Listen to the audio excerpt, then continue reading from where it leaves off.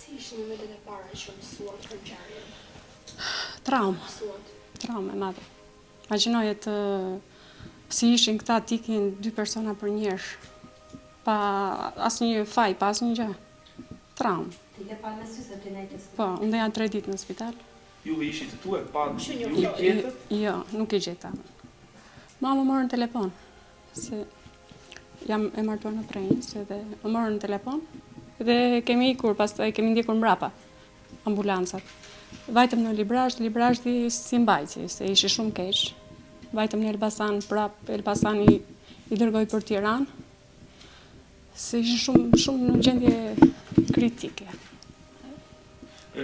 Fillimisht çfarë mendoshin nga sa erdhi, ndonjë helmim apo dyshimet e juaja të para? Nuk kishim ndonjë dyshim, se mami i mbante lekët diku këtu dhe mua direkt më vajti mendja që dikush, po më vajti mendja ndonjë kështu çunarak. Jo të ëndri asnjë. Te kunati. Tash se mos kush e di, loj fëmijësh, kupton? Sa thanë që kanë rënë në gjumë, nuk ngrihen. Thash direkt e shikoni për lekat. Më vajti mendja, thash mund ta kishte bërë ndonjë çunarak. Jo, njeriu i shtëpisë. Po mjekët çfarë thanë? Mjekët, domethënë, po prisin te babi, sidomos, babi ishte keq fare, 2 ditë nuk u përmet. Kanë të 2 në tokë i kanë gjetë. Të 2. Edhe i latë dhe iku. Po, e vërtet.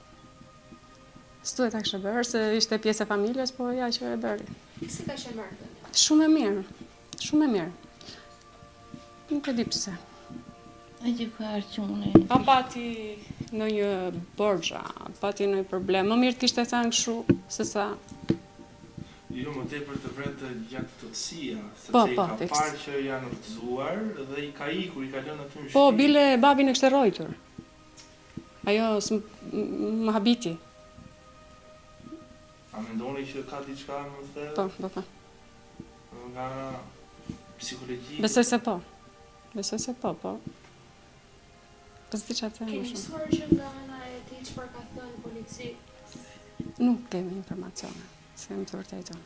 Po gjendja ekonomike e familjes, nënës, vllajt, si është? Gjendja ekonomike e nënës nuk është shumë e keqe, po e motrës shumë keq. Shumë keq.